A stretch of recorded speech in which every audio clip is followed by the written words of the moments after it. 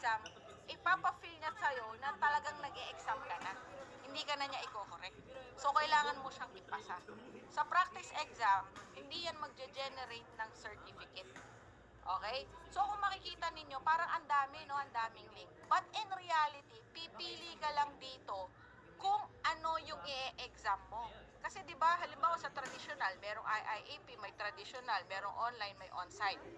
'Di ba kapag pupunta tayo for example sa Ayala or pupunta tayo sa yung face to face, ito yung mga on-site, 'di ba? Ito yung mga on-site. Ito lang mismo yung papracticein mo. So you don't care about IIAP, you don't care about traditional, 'di ba, na online. Ito lang ang papracticein mo. Yung on-site practice, 'di ba?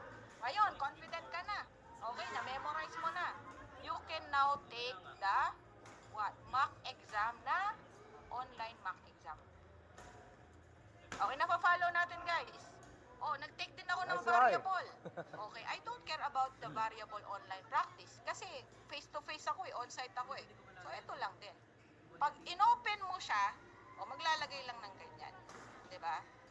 Authorize, etc.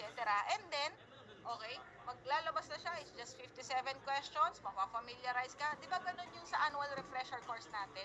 Sino ang napikon dito? Dahil hindi na nakukuha yung 80%. Oh my God, tatlo yung mali ko. Pero di ba nakakabisado mo siya? Tama ba? Ang answer dito is ganito. Tama ba, guys?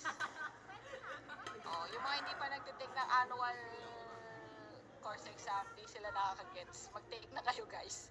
Okay? Mawawala kayo ng profit. Okay? Ganun lang siya, guys. Okay? So, ngayon, sa process natin, guys, kailangan ay isa sa mga requirement natin is to pass the mock exam to generate completion certificate. Ano tong QR na to? QR na to na materials.